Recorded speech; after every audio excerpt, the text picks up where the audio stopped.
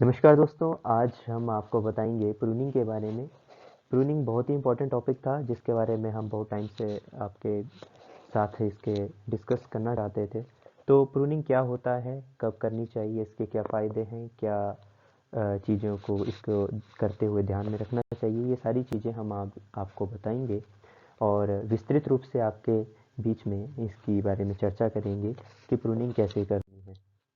तो सबसे पहले प्रूनिंग के बारे में अगर हम समझें तो प्रूनिंग को यूँ समझिए कि एक फ्रूट प्लांट है, फ्रूटिंग प्लांट है। उसको हमने उसकी टहनियों को इस तरीके से काटना है कि प्लांट जो है उसकी वेजिटेटिव ग्रोथ जो है वो कम हो और उसकी फ्रूट प्रोडक्शन ज़्यादा हो। मतलब हमने इस तरीके से प्रूनिंग करनी है ताकि जो रेगुलर उसकी वेजिटेटिव ग्रोथ भी होती रहे और रेगुलर वो फ्रूट यील्ड भी उसका इंक्रीज होता रहे। कुछ इस तरीके से आपने प्रूनिंग करनी होती है। तो इसमें और भी चीज़ें ध्यान में रखनी होती हैं। इसमें अनवांटेड ब्रांचेज होती हैं उसको रिमूव करते हैं हम, और कुछ इस तरीके का स्ट्रक्चर हम डेवलप करने की कोशिश करते हैं ताकि एयर पेनिट्रेशन, सनलाइट जो है प्लांट के हर हिस्से में प्रॉपर पहुंच सके। ऑब्जेक्टिव हमने जैसे डिस्कस किए कि हमने प्लांट का साइज़ जो रिक्वायर्ड शेप है वो बनाना है, उस शेप तक हमने पहुंचना है और फ्लावरिंग और फ्रूट प्रोडक्शन को इनकरेज करना है। देखिए क्या होता है, जो भी प्लांट है जब हम उसको खाद दे रहे हैं, पानी दे रहे हैं, तो उसका एक जैसे एपिकल डोमिनेंस का जो कॉन्सेप्ट है, उस वो प्लांट जो है हमेशा ऊपर की तरफ बढ़ेगा। उसका वेजिटेटिव ग्रोथ है हमेशा वर्टिकल रहता है। तो हमने उस वर्टिकल ग्रोथ को रोकना है ताकि जो प्लांट का जो हम एनर्जी उसको दे रहे हैं, जो न्यूट्रिशन हम उसको प्रोवाइड कर रहे हैं, वो उस अपनी वेजिटेटिव ग्रोथ को रोक करके वो फ्रूट की तरफ आए। फ्रूट की तरफ आएगा तो प्लांट उस जो फ्रूट साइज़ है वो भी इंक्रीज़ होगा और क्वालिटी है फ्रूट की वो भी इंक्रीज़ होगी। प्रूनिंग में हम क्या करते हैं, डेड पार्ट होता है, डिजीज पार्ट होता है प्लांट का, उसको भी कट कर देते हैं। हम ये भी ध्यान में रखते हैं प्रूनिंग के टाइम पे कि इस तरीके से कटिंग की जाए ताकि कल को जब उसमें फ्रूटिंग हो तो जो टहनियाँ हैं वो टूटे ना। ठीक है। हमने ये ध्यान रखना होता है कि लाइट, जैसे मैंने पहले बताया कि लाइट के पेनिट्रेशन अच्छे से हो, air movement inside the plant जो कनोपी बनाएंगे हम उसके अंदर तक पहुंचे। तो ये सारी चीज़ें हैं प्रूनिंग को करते समय हमने ध्यान में रखनी है। तो हम आगे डिस्कस करेंगे टर्मिनोलॉजी ऑफ द प्लांट, हम पहले डिस्कस करेंगे। देखिए, टर्मिनोलॉजी समझना सबसे इम्पोर्टेंट है। प्लांट में किस पार्ट को, किस हिस्से को क्या क्या कहा जाता है, ताकि जब भी आप डिस्कशन करें किसी भी मतलब एक ग्रुप है या फार्मर्स के साथ, आप एक दूसरे के साथ जब डिस्कस कर रहे हैं तो टर्मिनोलॉजी अगर आपको पता होगी तो आप जो है चीज़ों को बहुत अच्छे से समझ पाएंगे। तो ये हमने कोशिश करी है कि आपको टर्मिनोलॉजी भी आप समझ सकें। तो ये एक डायग्राम है जिसमें हर एक टर्म, हर एक पार्ट को, हिस्से को, जो जो टर्म हमने यूज़ करते हैं साइंटिफिक लैंग्वेज में भी, वो आपको पता चले। तो जैसे यूनियन, हमारा बड यूनियन है जहाँ पे ग्राफ्टिंग की जाती है। स्टब कट जो हो गया, प्राइमरी स्कैफोल्ड हमारा, सेकेंडरी स्कैफोल्ड क्या होता है, सेंट्रल लीडर क्या होता है, फिर ब्रोकन ब्रांच होगी हमारा, क्रॉस ओवर क्या है। तो ये सारी चीज़ें हैं जिसको हम आगे एक एक करके समझेंगे और समझेंगे कि प्रूनिंग के समय हर एक पार्ट को किस तरीके से देखना है। ऑल इन ऑल हम समझने की कोशिश करेंगे कि किस तरीके से हमने प्रूनिंग करते समय अपने माइंड को सेट करना है। तो सबसे पहले हम बड यूनियन की बात करते हैं। देखिए, बड यूनियन क्या होता है कि जब रूट स्टॉक पर हम ग्राफ्टिंग करते हैं और बड जो साइन वुड जो उसके ऊपर चढ़ाते हैं, तो विद द टाइम जो है वो जो जॉइंट उसके ऊपर बनता है बड वुड और रूट स्टॉक का, उसको हम बड यूनियन कहते हैं। हमेशा प्लांटिंग करते समय जब भी आप एक प्लांट लगा रहे हैं, जब आप गड्ढा बना रहे हैं, तो हमेशा ध्यान में रखें कि जो बड यूनियन है हमेशा 4 से 5 इंच हमारी सॉइल सरफेस से ऊपर होना चाहिए।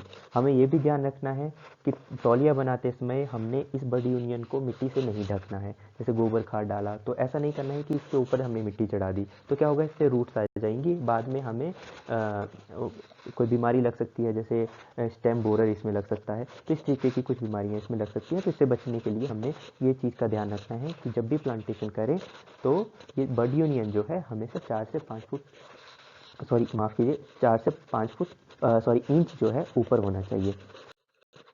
अब बात करते हैं सकर्स की। सकर्स देखो क्या होता है, दो तीन टाइप से आते हैं। जो बड यूनियन हमने बताया, बड यूनियन से नीचे जो यहाँ पे ये बड यूनियन है जैसे, तो बड यूनियन के नीचे जो रूट स्टॉक होता है, कई बार क्या होता है कि वो रूट स्टॉक जो है उसमें कुछ अ, अ, वहाँ से कुछ सकर्स निकलना शुरू हो जाते हैं। जो सबसे खराब पार्ट ये है, जो न्यूट्रिशन हम उसको देते हैं क्योंकि वो सबसे नज़दीक है न्यूट्रिशन के, तो सबसे पहले वो न्यूट्रिशन खींचता है और हमारा न्यूट्रिशन जो है वेस्ट जाता है। और दूसरा क्या होता है कि साइनवुड जो हमारा मेन जो पार्ट है जहाँ पे फ्रूटिंग होना है, वहाँ तक वो कम हमारा न्यूट्रिशन पहुँचता है, उससे हमारा इम्पैक्ट करता है वो हमारी फ्रूटिंग को और हमारी वेजिटेटिव ग्रोथ को। तो उसको बचाने के लिए हमने ये चीज़ का ध्यान रखना है कि सकर्स जो हैं हमारे प्लांट के आसपास नहीं होने चाहिए। एक और सकर्स कहाँ से आते हैं, हमारे रूट से। जैसे मान लीजिए कई बार क्या होता है, जो रूट सिस्टम है, जो रूट अपरेटस है, कई बार क्या होता है कि वो सॉइल के ऊपर आ जाता है, तो वहाँ से भी कुछ सकर्स जो हैं उस रूट से डेवलप हो जाते हैं, तो वो भी जो है डायरेक्टली इम्पैक्ट करते हैं हमारे फ्रूटिंग को। तो सकर्स हमने कभी नहीं रखने हैं। अगर जैसे मान लीजिए आपके यहाँ पे सकर्स आ जाते हैं तो कोशिश करनी है कि सकर्स को काट देना है। अब बात करेंगे वीक क्रॉच की।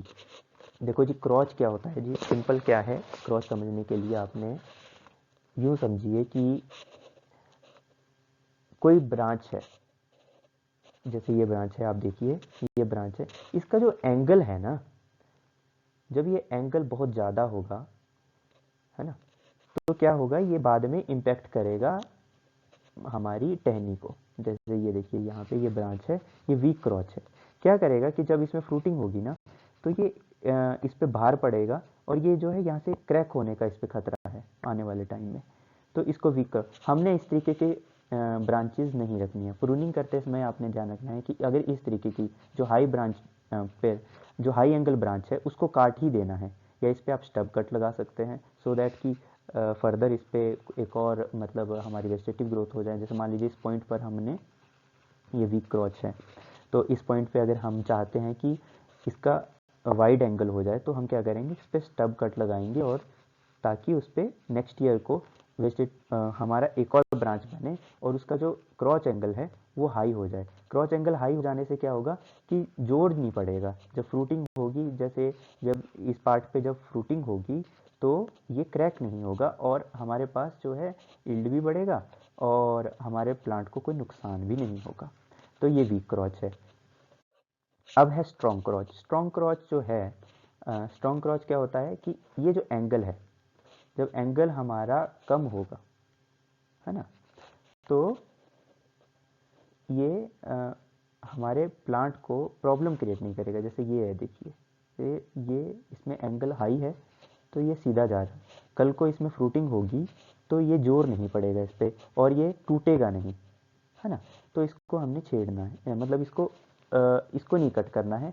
अगर हमारा वीक क्रॉच है उसको कट कर दीजिए ताकि आने वाले टाइम में हमें दिक्कत ना हो।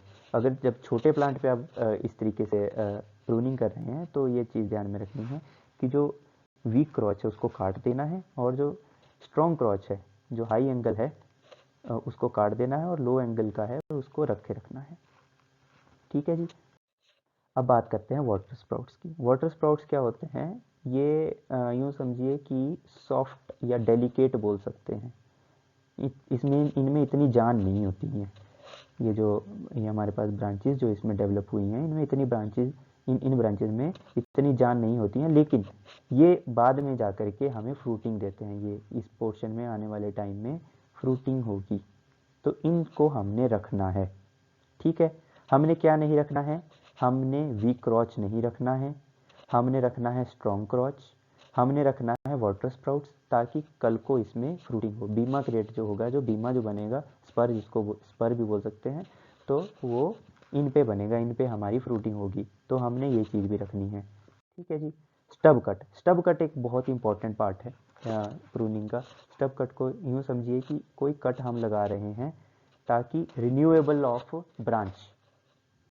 ठीक है, हमने क्या करना है, जैसे आ, हमारे पास एक ये ब्रांच है, ठीक है, ये ब्रांच है।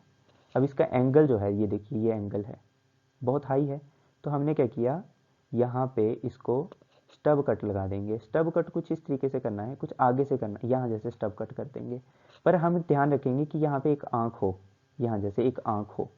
आँख माने मतलब एक बीमा या कुछ बोल सकते हैं आप, है ना। तो कल को जब हमने ये कट लगाया तो यहाँ से एक ब्रांच हमारी निकलेगी ऐसे को, ठीक है। तो स्टब कट इसलिए किया जाता है। अब हमारे पास एक ये वो थी, है ना, ये ऐसे थी। तो अब ये कल को ये तो वीक क्रॉच बनाएगा, तो हमने इस पर स्टब कट लगाना है ना। जो मैंने ये बताया आपको, स्टब कट हम लगाएंगे ऐसे बढ़ता हुआ। इससे दो फायदे होते हैं। एक फ़ायदा ये होगा कि प्लांट को इतनी इंजरी नहीं होती है, डायरेक्ट इंजरी नहीं होगी। देखो ना इस पे ये वाला, ये अगर आप ये देखो, ये वाला इस पोर्शन में इतनी इंजरी नहीं हो रही है। पर लेकिन अगर हम इसको, इस पार्ट को यहाँ से काट देते हैं ना, तो इस पे इसका सरफेस एरिया ज़्यादा होगा। इसका सरफेस एरिया ज़्यादा होने से क्या होगा कि पैरासाइट अटैक ज़्यादा होंगे, बैक्टीरिया जो हैं ज़्यादा अटैक करेंगे, तो इस पर कोई और बीमारी भी लग सकती है। तो इससे बचने के लिए दो चीज़ें हो जाती है स्टब कट से। एक तो हमारा इंजरी नहीं होती है, दूसरा ये हो जाता है कि अगर हम चाहते हैं कि एक और ब्रांच हम इसमें, अगर इसका मतलब इसको स्ट्रॉन्ग, इसका एंगल हम इंक्रीज करना चाहते हैं तो वो हम कर सकते हैं इससे। तो इस तरीके से स्टब कट का हम यूज़ कर सकते हैं। मान लीजिए आपके पास एक प्लांट है ऐसे, तो उसका आपने अब यहाँ पे इसका ये ऐसे है, जैसे ये प्लांट था, ये इसका तो अच्छा है एंगल, इसका अच्छा है, पर लेकिन अब यहाँ पे इस पॉइंट पर हमारे पास ब्रांच है तो है, पर लेकिन उसका एंगल कम है। तो अब इसका एंगल इंक्रीज करना है, तो हम क्या करेंगे, यहाँ से इसको स्टब कट लगा देंगे, ताकि कल को यहाँ पे एक और, मतलब सॉरी इस तरीके से समझिए, ये ब्रांच ऐसे को आ जाए, तो इसका एंगल जो है इंक्रीज हो जाएगा। फिर कल को एक और ब्रांच हम यहाँ पे एक और ऐसे को, तो ये क्या अल्टरनेट ब्रांचेस बन गई, ठीक है। कोई कंपटीशन नहीं रहा इस ब्रांच का इसके साथ, इसके साथ, इसके साथ। अगर मान लो एक ब्रांच अगर हम यहाँ पे अगर हम लगाने की कोशिश करेंगे तो वो कंपटीशन में आ जाएंगी। कंपटीशन में आने से ये भी वीक रहेगी और ये भी वीक रहेगी, तो उससे आने वाले टाइम में हमें नुकसान होगा। तो हमने एक पॉइंट पर एक ही ब्रांच रखनी है ना। तो ये है, तो ये था स्टब कट। आगे है सेंटर लीडर। सेंटर लीडर, जैसे अब सेंटर लीडर सिस्टम होता है, तो सेंटर लीडर बहुत यूज़ करते हैं हम। तो होता क्या है centre leader? Centre leader simple एक मेन जो ब्रांच है जिसके आसपास हमारी, यूँ मानो कि ये ए ब्रांच है, जैसे ये है हमारा सेंटर लीडर, ठीक है जी, ये सेंटर लीडर है, ये सेंटर लीडर, ये जैसे ये प्लांट में आप देख सकते हैं, ये है सेंटर लीडर। इसके आसपास फिर हमारी और ब्रांचेस निकलती हैं सेंटर लीडर से। मतलब ये ए ब्रांच है, इसको हम सेंटर लीडर को ए बोलेंगे, तो ये बी ब्रांच है, ये बी। फिर इनसे जो आगे ब्रांचेस निकलेंगी, है ना, इनसे जो आगे ब्रांचेस निकलेंगी, है ना, जैसे ये ब्रांच है, ये इसको हम ए ब्रांच बोल सकते हैं सेंटर लीडर को, ये बी ब्रांच हो गई, ये सी ब्रांच हो गई, फिर ये डी ब्रांच हो गई, है ना। डी से भी आगे जो बी में निकले उसको हम आगे फिर वो अपने हिसाब से आप डिस्क्राइब कर सकते हैं। तो इस तरीके से इसको सेंटर लीडर को समझिए। फिर है क्रॉसिंग ओवर। ये प्लांट का मैं आपको ये पिक्चर आप देख सकते हैं। देखो जी, क्रॉसिंग ओवर किस तरीके से इम्पैक्ट करता है प्लांट को। ये प्लांट है हमारा, ठीक है। ये क्रॉसिंग ओवर आप देखिए, ये ब्रांच का टहनी जो है, ये ब्रांच का टहनी एक दूसरे, ये ब्रांच की और ये ब्रांच की, मतलब बी ब्रांच की जो सी टहनी है, बी ब्रांच की जो सी ब्रांच है, वो एक दूसरे के साथ टकरा रही है। क्या करेगी? एक दूसरे के साथ कंपटीशन बनाएगी। तो उससे क्या होगा, हमारे एक तो सनलाइट प्रॉपर नहीं पहुंचेगा, एयर पेनिट्रेशन प्रॉपर नहीं होगा, और प्लांट जो है कंपटीशन में न्यूट्रिशन भी प्रॉपर नहीं जाएगा। जैसे अब ये प्लांट देखिए, ये इसमें फ्रूटिंग देखिए, फ्रूटिंग है लेकिन कम है बहुत, और वेजिटेटिव ग्रोथ बहुत ज़्यादा है। अब ऐसा होना चाहिए था, जिस हिसाब से इसमें वेजिटेटिव ग्रोथ है उस हिसाब से तो इसमें फ्रूटिंग ज़्यादा होनी चाहिए थी। पर लेकिन दिक्कत ये है कि इसमें क्रॉसिंग ओवर ज़्यादा है। हमारे पास जो है वेजिटेटिव ग्रोथ प्लांट ने इतनी ले ली है कि अब उसको मेंटेन करने के लिए जो न्यूट्रिशन है वो सिर्फ इसी वेजिटेटिव ग्रोथ को ही मेंटेन कर पा रहा है, फ्रूटिंग तक पहुंच ही नहीं पा रहा। तो हमने क्या करना है, जो एक्स्ट्रा हमारे पास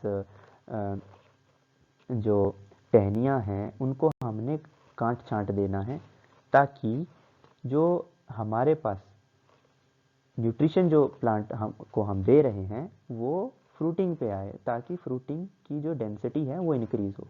तो ये सब होता है जब हमारे पास इस तरीके से क्रॉसिंग ओवर बनते हैं। अभी आप देखिए, इसमें अगर आप ध्यान से देखेंगे तो ये टहनियाँ एक दूसरे के साथ इतने कंपटीशन में है कि कोई भी टहनी जो है अच्छे से डेवलप ही नहीं हो पाई है। जैसे ये टहनी है, ये टहनी है, ये टहनी है, देखिए ये एक दूसरे के साथ इतने कंपटीशन में कि डेवलप ही नहीं हो पाई हैं। होना ये चाहिए था कि एक टहनी जो ये मेन टहनी है, जैसे ये टहनी है, ये मेन टहनी जो है इसका जो गर्थ है वो हाई होना चाहिए था, बाकियों का कम होना चाहिए था। लेकिन आप देखें कंपैरेटिवली ये सेम सेम ही है, कोई ज़्यादा इतना फ़र्क नहीं है। ये वाली टहनी और ये वाली टहनी को आप देखो, ये वाली टहनी ये सेम सेम है। तो इतनी सारी टहनियों का एक दूसरे के साथ इतना कॉम्पिटिशन हो गया है कि ये सब टहनियाँ जो हैं सारा का सारा जोर जो है अपनी वेजिटेटिव ग्रोथ पर ही लगा पा रही हैं, फ्रूटिंग तक पहुँच ही नहीं पा रही। तो ये सब होता है, तो इसलिए ये चीज़ें हमने ध्यान में रखनी है। अब बात करेंगे स्कैफोल्ड की। देखो देखिए, जब भी हमने प्रूनिंग करनी है तो प्लांट को हम स्कैफोल्ड मतलब एक यूँ समझिए कि प्लेटफॉर्म हमने क्रिएट करना है। ठीक है, ये देखिए मैं आपको बताता हूँ बना करके एक छोटा सा, ये सेकेंडरी और प्राइमरी हम किस तरीके से डिफाइन करेंगे। जैसे ये प्लांट है आपके पास, ठीक है जी। अब इसका जो पहला स्कैफोल्ड होगा ना वो ये होगा, ये पहली टहनी, दूसरी टहनी। जो पहले स्कैफोल्ड होंगे, पहले और फिर आगे को, जो पहले स्कैफोल्ड होंगे वो साइज में थोड़े मोटे रहेंगे, क्योंकि ये बिल्कुल फर्स्ट ईयर में बने हैं, है ना। और इन्हीं स्कैफोल्ड के ऊपर फर्दर हमारी नई ब्रांचेज आती हैं फिर आगे, है ना। तो ये चीज़ें ध्यान में रखनी है। फिर हमारे आगे आ जाएंगे आगे वाले, अगले स्कैफोल्ड, वो हो जाएंगे हमारे सेकेंडरी, वो पतले होंगे साइज में, नीचे वाले थोड़े मोटे रहेंगे, क्योंकि पहले बनेंगे ना। तो इस पे फिर आगे ये प्लेटफॉर्म क्रिएट करते हैं, ये प्लेटफॉर्म बन गया।